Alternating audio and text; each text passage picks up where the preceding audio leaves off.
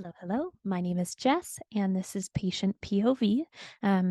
Once again, a few housekeeping things from the beginning is my name is Jess, like I said, and you can find me on Instagram at Jess_and_Elda, which is ELDA, the name of my service dog in training. And then anything that is discussed today, there's kind of a review on what's discussed in this podcast episode. And so that can be found in the description, as well as some links to specifically some books for this episode. There's been some books that were recommended, so you can find some links to that as well. So today, speaking of this podcast, we had the chance to speak with Shannon, and she's a mom. She has multiple chronic health conditions, and really we got to see a really good point of view on somebody who has been struggling with chronic health conditions for a really long time. And by really long, I mean more than like a few years. And so it was nice to hear her perspective. She's done a lot of self work, and she has learned what has helped in her body. So you got a lot of good recommendations and books to read. And so this was a really great episode for that. And then on my end of things, so last week we didn't post this just because I was still in exam. So on the Sunday, I ended up doing an exam and submitted an assignment or something like that, but I'm officially done this semester. So we are on holiday breaks, and so I'm going to try to edit a bunch of videos, and I'm also going to be recording some more over the break. So hopefully we'll be able to keep back to a once a week schedule. But I do appreciate your patience, and I do know that most of the people who listen either know somebody with a chronic health condition, are somebody with a chronic health condition. So I do think and hope that there's a little bit more understanding when it comes to not having enough spoons in order to get something done. So yeah, but I hope you all have a great week and enjoy listening. Thank you.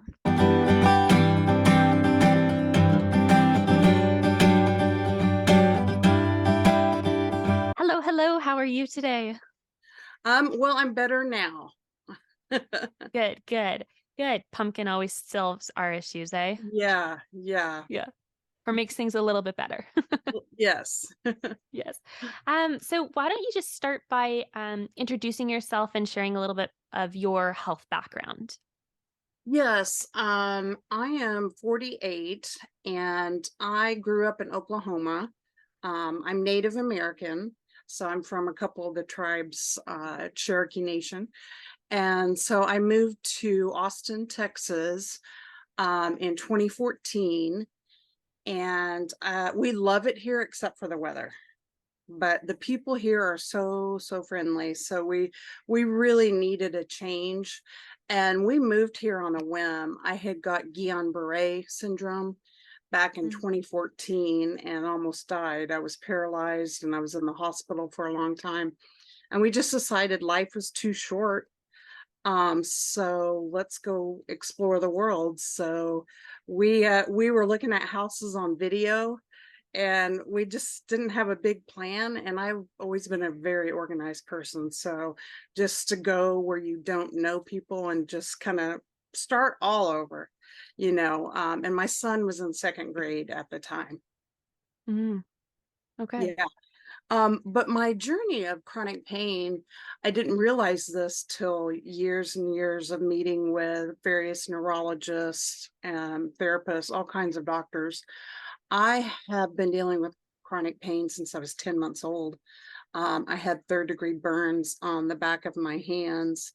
I was trying to stand up on those old stoves that had the glass window, and my mom was baking. And so uh, I burned my hands really bad. And then from there was just a lot of weird illnesses. I had a lot of bladder and kidney problems that would kind of come and go. And so really there was always something from a very young age. But the big one was in 2014. I was 32, and that's when I got the Guillain-Barre syndrome. Mhm. And would you be able to explain a little bit about what that is for anyone who doesn't know? Yes, I often tell people it's like having a combination of MS, multiple sclerosis, and Parkinson's. I have a lot of Mm, kind of jerks and shakes, like someone with Parkinson's. I have a lot of the joint and muscular pain that people with MS have. So they did check me several times to make sure I didn't have MS. But it's a rare neurological condition. And unfortunately, a lot of people are getting it from vaccinations, even from the COVID vaccinations. So you can get it for multiple reasons. Usually it starts with like a virus or some type of infection. I had a respiratory infection. So I had that. And then I had a lot of stress and deaths in the family, and it all hit me at mm, once. But it's widespread pain. It's neuromuscular, and it's very hard to diagnose and very hard to manage. Yeah, no, that sounds like a challenge for sure. And during your time of getting diagnosed, and I know you were mentioning that it's been quite a while you've been struggling with this. What have been the biggest struggles you've been facing throughout this time? Yes, I think when I was first diagnosed, I thought pain was going, widespread pain was and difficulty walking. I fall a lot. I still fall a lot. I thought that was going to be the hardest thing to manage, but actually it's fatigue, Mm, just overwhelming fatigue, like you're trying to swim across the ocean with a backpack full of bricks. That's what it feels like sometimes to move. Yeah, so fatigue. I have to divide my day into two pieces, mm. and I have a nap in the middle. And if I don't do the nap in the middle, then I fall asleep at 6 p.m. So at least now, when I have a phase one and phase two of the day, I can make it all the way to 11 o'clock. There we go. Yeah, get your whole day to enjoy. Yeah. Yeah, for sure. And so napping, of course, is a great one, but has there been any other coping strategies or mechanisms that you found have worked out well? Yes. I had never ever done meditation or breath work. I didn't know anything about it. And I had some doctors recommend doing that. And so I meditate and I do breath work every single day. And if I Mhm. skip, then I end up paying for it. So that's just something I do no matter what. I also do a lot of light therapy, which I was doing right before I came on. I have some infrared heat lamps, and then I have a seasonal affective disorder lamp. And you don't necessarily have to have the SAD in order to get benefits, from light therapy. So I had researched a lot of this information, and doctors are saying if you get sunlight in your eyes the first 30 minutes you're awake, then it really, really helps. So I do it in the morning for 30 minutes, and then I did it for about 30 minutes after I first chatted with you. So yeah, that has been key. That's awesome. Yeah, for sure. I haven't heard anyone say light therapy yet. And so that's a really good one to remember to use that it Yeah, is effective. yeah. And of course I take vitamin D as well, Mhm, but a lot of people with neuromuscular conditions are low on vitamin D. mhm. So that's where, it showed up one time in my labs that I was really low on vitamin D. I think that's how when I started researching light therapy. Yeah, no, that's really awesome as well. And then when we're talking about challenges with getting diagnosed and whatnot, um, how has your journey been on you're saying you're in America in the American healthcare system? Yes. With Instagram, I'm able to connect with everyone from all parts of the world. And I've been comparing the socialized medicine model with what we have here in the US. And it is so, so different. Mm, So different, like way more than I ever thought that it would be.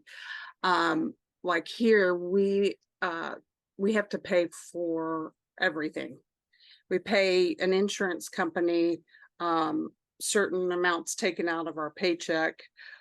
Plus, we have to pay for all the labs, co-pays. The co-pays get really, really expensive. Mm. And even in 2023, I've noticed scheduling, it's really hard, especially there's like a 6-month wait to get in to see a neurologist in the US. Oh, wow. Yeah. Yeah. Yeah. And so So, previous yeah. yeah, go ahead. Previously to 2023, you're saying it's like 6 months now. Previously to that, how long had it been before that? Um, it was probably about 2 or 3 months. And then after Okay. COVID, it's even worse now. Mm, It's really put a huge strain because a lot of people didn't want to go to the doctor or have surgeries. They put everything off during COVID, and now the backlog, the system has not caught up. And we're short of doctors, nurses. It's becoming a real issue. yeah, for sure. And then within the doctor patient dynamic, have you run Mhm. into any issues or has your journey with doctors been pretty good? Um, it's been a rough one, but one thing I will mention, I don't know if you guys have access to this, but I have concierge medicine where I pay an annual fee, like 150 US dollars a year, to be able to text my primary care doctor anytime I need to. And that's worth its weight in gold. I mean, yeah, so my primary care doctor and nurses are amazing, amazing. They're so compassionate and they don't rush you in and out. They really take the time to listen to you. And you really feel like they're not just telling you what to do. They're asking, what would you like to do? Are you comfortable with these medications? Are you comfortable with these treatments? And a lot of times I'm not. Um, a lot of pain pills, opioids have been pushed on me, and I'm just not comfortable taking that amount of pills, every day for the rest of my life. So, with primary care physicians, I have a good relationship with, but neurologists, because I have a lot of anxiety and there's a lot of symptoms that come and go. I had some bad visits with neurologists. They're basically, they couldn't figure out what was wrong with me because I kept having seizures. And I'm like, do I have epilepsy? And they're saying, no, you don't have epilepsy, but there's nothing more I can do for you. Go away, Mm, basically. So I had a lot of, unfortunate experiences. And I drove from Texas all the way to Cleveland, Ohio to go to the Cleveland Clinic, which is kind of like the Mayo Clinic, to get a second opinion about the seizures and about the pain.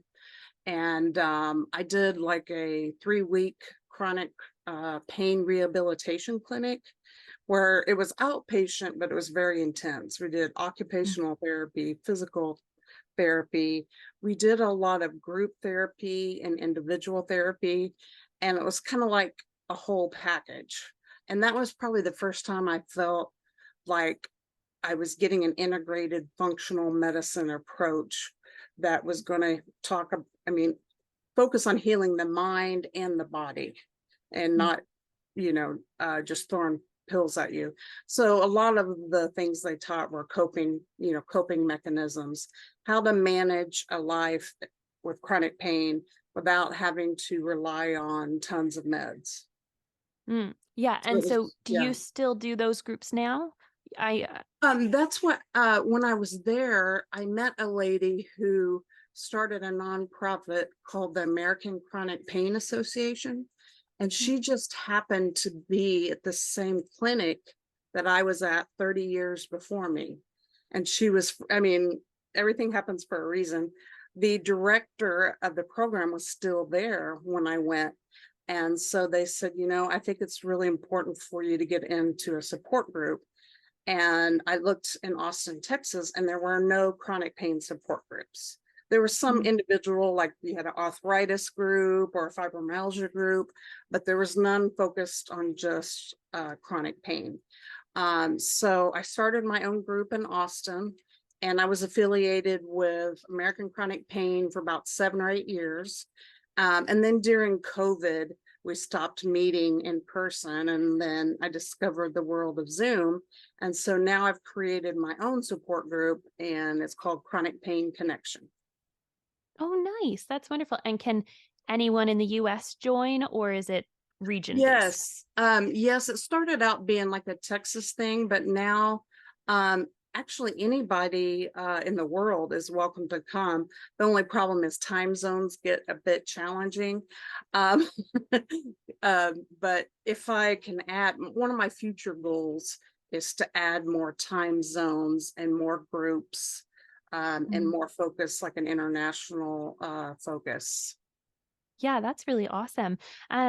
So jumping to the next question Mhm. would be, how has your support system changed? I know you're talking about decades worth of having chronic illness. Mhm. How has your support system changed, and how has that affected you? Do you find it important? That kind of stuff.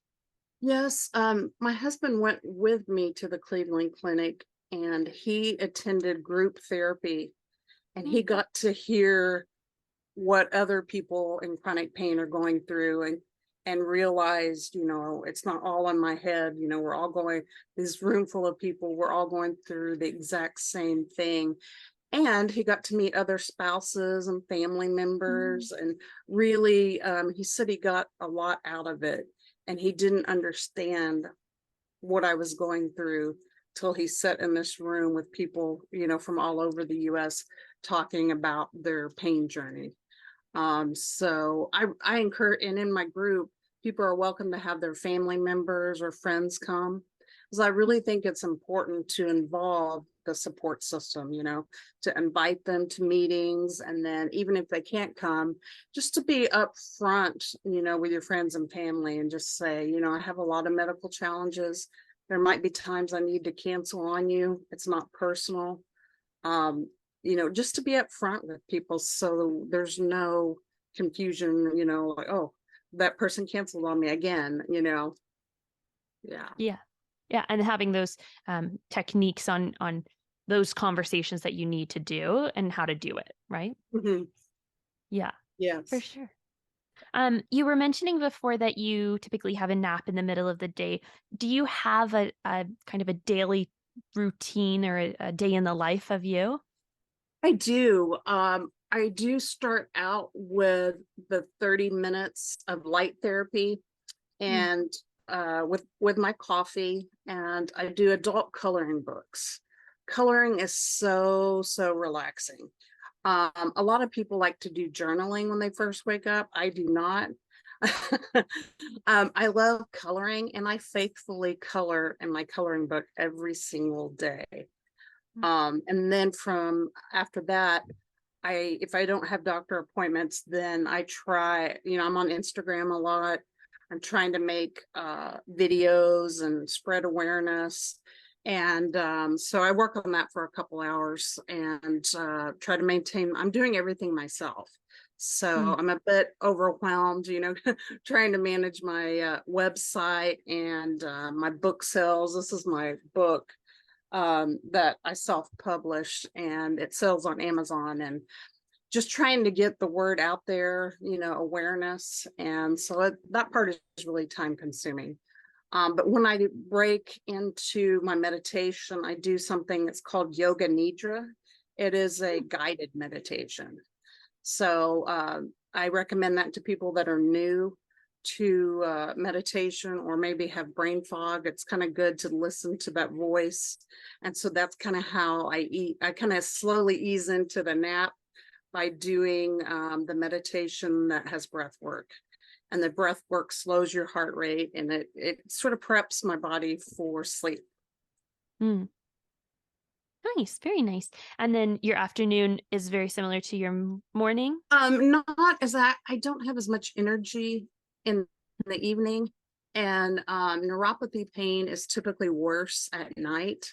So my schedule was a lot slower in the evening. So it takes a couple hours to rally from my nap. Occasionally I will have seizures during my naps. So I'm a little bit hard to wake up, kind of groggy when I wake up. But I do a lot of word search, puzzles to kind of keep my brain sharp. And I do that in the evenings. And I go to the library a lot. So I read a lot of Mm. library books. So it's kind of my slower paced afternoon. And then, of course, my son comes home from school and I try to put a meal together. And then we usually go to basketball practice or something like that. Nice, yeah, and he plays basketball? He is 6'8" and Oh, wow, yeah. he's 16 years old. So Oh, yeah, wow, yeah. Might as well yeah. play, eh? So the goal is, as of now, is to uh, go to college on a basketball scholarship. If that's what our goal is, what he's in intense training for. That's really Yeah. cool. Yeah, he That had a is cool. game last night, and so I got to watch it. I don't always get to go, just depending on how I feel. But lately, I've been able to do more things in the evening. I used to never plan anything in the evening. So lately, I'm kind of gradually getting out for maybe go to a restaurant for dinner or to go to one game. You know, sometimes he Mm. has like two or three or even four games in a day. That's just too much for me. Yeah. Yeah, yeah, for sure. Now, I know this wasn't kind of one of our questions we talked about, but, saying that you have a kid, how has that been from he must have been younger when you got diagnosed, and how Mhm. has it been being a mom and having chronic illness? You know, it's hard. At first I thought I felt less than, like I Mm, wasn't good enough. I couldn't run and play and do those sort of things. And at first he had a hard time with it, and we took him to therapy, and because he was acting out in school and getting in trouble at school, and so the therapist worked with him and said he's afraid you're going to die since he saw you in the hospital, and that's why he's acting out. But now I we have a great relationship, and I think it's taught him empathy and mm, compassion. And so many people have told me that, you've raised a great son. He's very polite. He goes out of his way to help people. mm. So all the things I kind of worried that I was less than, um, it's good for people when I hear them like, okay, maybe I'm doing something right. Yeah, for sure, for sure. Yeah. And then you're talking about mental health on all of this. As a whole, how has your chronic illness affected your mental health? Yeah, a lot of people, a lot of what I talk about in my calls are about anxiety and depression. And Mm, because if you have a chronic illness and you've had it for years, uh, typically you're going to have some sort periods of depression or anxiety just to manage a chronic illness. Just mhm. all the money it takes to get treatment, and try waiting lists to get in to see doctors. It's just a lot to manage. So, and I try to encourage people on the meditation and breath work.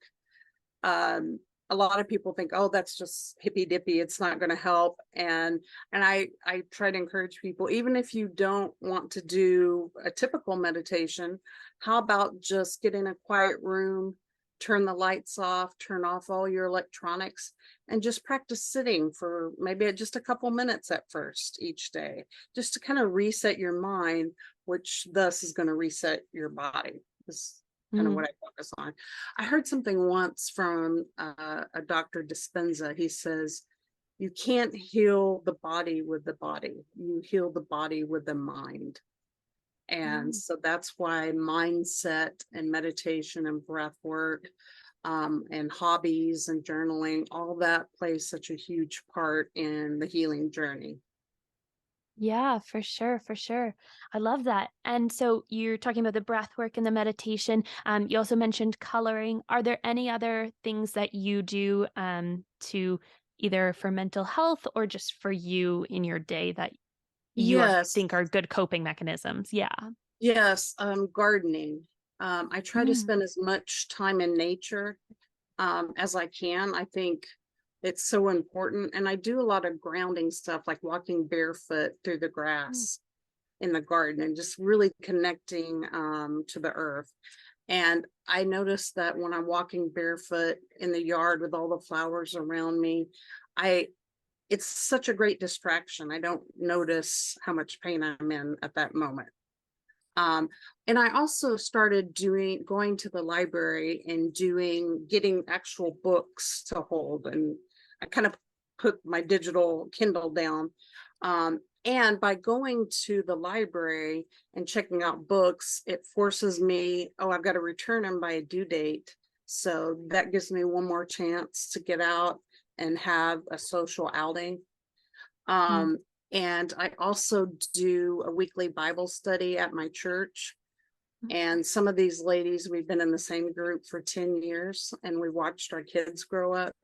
So I think social connection is so important because a lot of chronically ill people isolate themselves because they don't feel well. And then when you become isolated for a period of time, that's really when depression and anxiety can really play a factor. for sure, for sure. And so I know you're talking about this community and social, and so how has it turned into being on Instagram and you're creating your own group?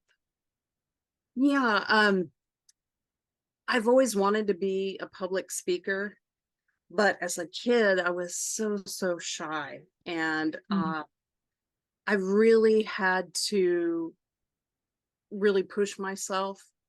And I feel like the reason I started the group is to find purpose because with all the stuff besides Guillain-Barre, I'm officially disabled as of 2017. So I don't have a real job um out, outside the house. So I was just feeling when I first got diagnosed, I thought, well, what now? I have a degree in accounting and I've been in mm, corporate America for the last 15 years. What am I supposed to do now?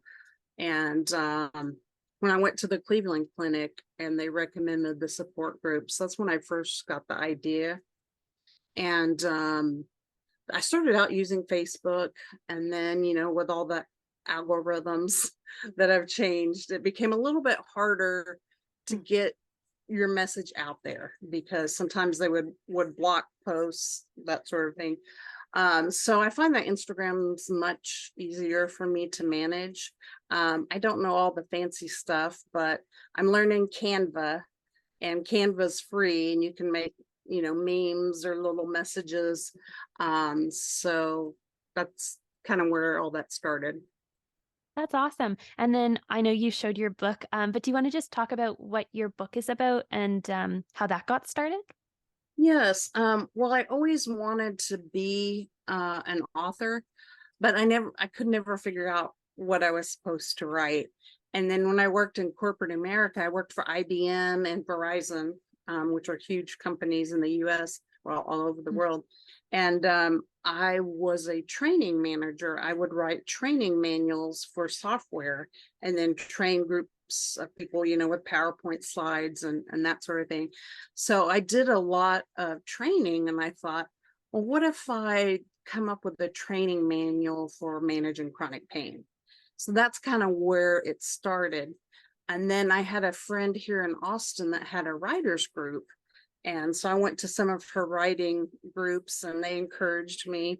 And then one of the girls was a published author. She had had several books and she started a business helping people self-publish.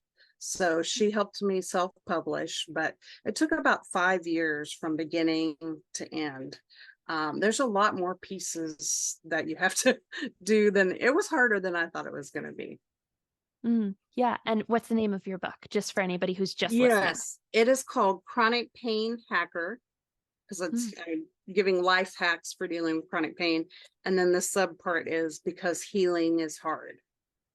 mm, So it talks a lot about the kind of roller coaster journey of managing a chronic illness. There's a lot of ups and downs, and sometimes it's two steps forward, one step back. So I just wanted to give a realistic view of chronic pain. So I talk about all from childhood, the trauma that kind of led to all of these conditions. There is a good book that was sort of an inspiration for my book called The Body Keeps Score. And in this book, the doctor talks about how trauma is stored in your body. So people that have experienced PTSD will start having physical symptoms. It's a fascinating book. I recommend anyone dealing with chronic pain to check it out. He doesn't go into detail of how to manage it. He just explains how your nervous system is stuck in the fight or flight phase. And so before I forget, I wanted to show this one. The vagus nerve. This is another book that was an inspiration to me, that a lot of vagus nerve exercises can calm down the nervous system, which can calm down my muscle spasms and twitching. So I'm really digging deep lately about all the different vagus nerve exercises. I incorporate that every day also into my meditation. Awesome. And I'll try to add the book titles to the description of the podcast Mhm. for this episode so that people can refer back to it Yeah, as well. I'll send you the official names. I'll Yeah. message you those. Yeah. Yeah, and Yeah, the that would be last one I great. want to mention, it's called The Missing Link, and it's a doctor who specializes in MS. But I started reading her book and watching her videos and her podcasts, and she's got a lot of solutions for people dealing with neuromuscular conditions. So you don't have to have just MS. She has a lot of unique approaches to managing pain, increasing strength, increasing mobility. So those are things I usually recommend to people in my group. That's awesome. Yeah. And then my last question for you today would just be if somebody's starting their chronic health journey, whether that be chronic pain or just a chronic illness, would you have any words of encouragement for them or words of advice to them? Yes, this one I will look at my notes. One thing that I learned in therapy that applies is it's called radical acceptance, and that's where you they gave this formula. They said if you have pain plus non-acceptance of your condition, that can equal suffering, but acceptance plus pain can equal thriving. So it's sort of learning to see things as they are. So radical acceptance is usually the first phase because a lot of people are in denial, of their condition or their outlook. And a lot of people, especially in the US, just want a quick fix. Just give me a pill. That's the mentality. And and I do have some people in my groups that say, why are you talking so much about yoga or meditation? How is that supposed to affect my pain? And so I try to really let them know the connection between pain and your mental health. Um, but really the secret, and I think it's a secret to a happy life for anyone, is to carve out joy in your daily life. Find more ways to make life fun and interesting. Like, for example, if you love books, what if you read a book in a beautiful park every day? Just, really adding things that you love, finding a new hobby, doing something you've always wanted to do, travel. And I try not to see it as limitations, but just challenges, just a different way of doing something. There's a quote I heard recently that says, it's a lady that has MS, and she says, I live limitlessly while limited. So Mm, that's, a lot of people, I don't like to use the word I'm disabled. I will sometimes say I'm uniquely enabled. So I try to encourage people to pay attention to how they talk to themselves mm, and to give themselves grace, especially on bad pain flare days, to give yourself grace for your noble effort, and just really kind of focus on your mindset. Um, and then let's see. I try to set myself up for success. Mhm. Like if I know, like I do one thing like with laundry. Uh, I have a pile of laundry sitting there. So every time I go to the bathroom, I fold two things and put two things up. And so I just structure things different. Mhm. So I don't see them as limitations anymore. I just see them as a unique way of doing something. Yeah, for sure, for sure. Working with your body rather than against it. Exactly. Yeah. Yeah, yeah. No, that's awesome. And then before we wrap up here, I forgot to ask you in the beginning, but I always try to ask my guests who come on, if there's any shows or books or movies that you've watched recently or read recently, that you want to share. Just one thing that you're doing right now. Yes. This is just for fun. This has nothing to do Yeah, no, no, no. with Just chronic all pain. fun. Yeah. It, Yeah. I'm kind of embarrassed to say it. It's The Summer I Turned Pretty on Amazon Yes. Prime. I don't know if Yes. you've seen the ad, but it's basically a modern day Dawson's Creek. Yeah, And, yeah. I've watched it. yeah, I loved it. yeah.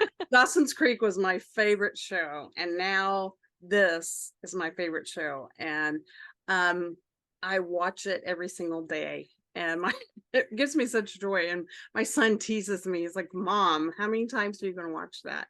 But when I guess people that have anxiety, watching something or listening to the same song over and over is very comforting.